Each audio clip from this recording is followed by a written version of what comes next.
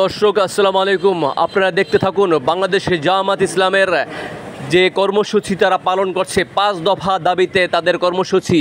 Peer পদ্ধতি ছাড়া তারা নির্বাচন চায় না। পিয়ার পদ্ধতিতে নির্বাচন করলে বাংলার প্রতিটি জনগণ তার অধিকার বুঝে পাবে এবং পিয়ার পদ্ধতিতে নির্বাচন হলে কোনো ভোট নষ্ট হবে না, জনগণের সমস্ত আশা আকাঙ্ক্ষা পূরণ হবে।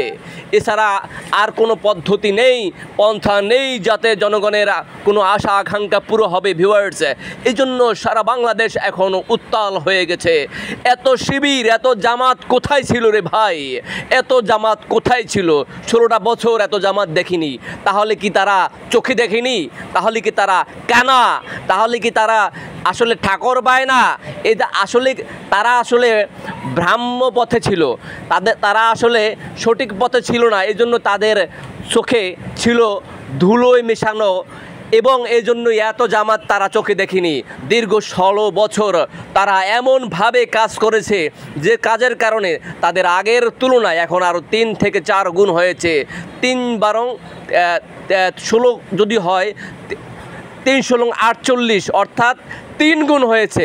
আগে যদি প্রকাশ্যে কাজ করলে 16 হতো, সেই পয়েন্ট যদি 3 দিয়ে গুণ করা হয় তাহলে 48, অর্থাৎ 3 গুণ বৃদ্ধি হয়েছে।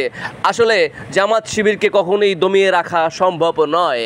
তার একটা প্রমাণ দেখুন, শুধু নারায়ণগঞ্জ ডিস্ট্রিক্টে নয়, পুরো বাংলাদেশে 64টা ডিস্ট্রিক্টে এইভাবেই তারা কাজ করছে, এভাবেই তারা কর্মসূচি করছে।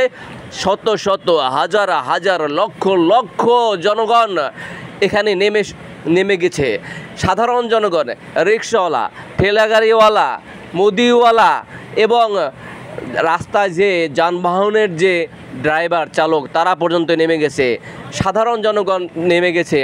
দেখবেন যে যখন মিছিল হয়, আশেপাশে যে গ্রাম থেকে যে কৃষকরা আছে, কৃষকরা পর্যন্ত নেমে যায়, যারা ক্ষেত খামারে আছে তারা পর্যন্ত নেমে যায়।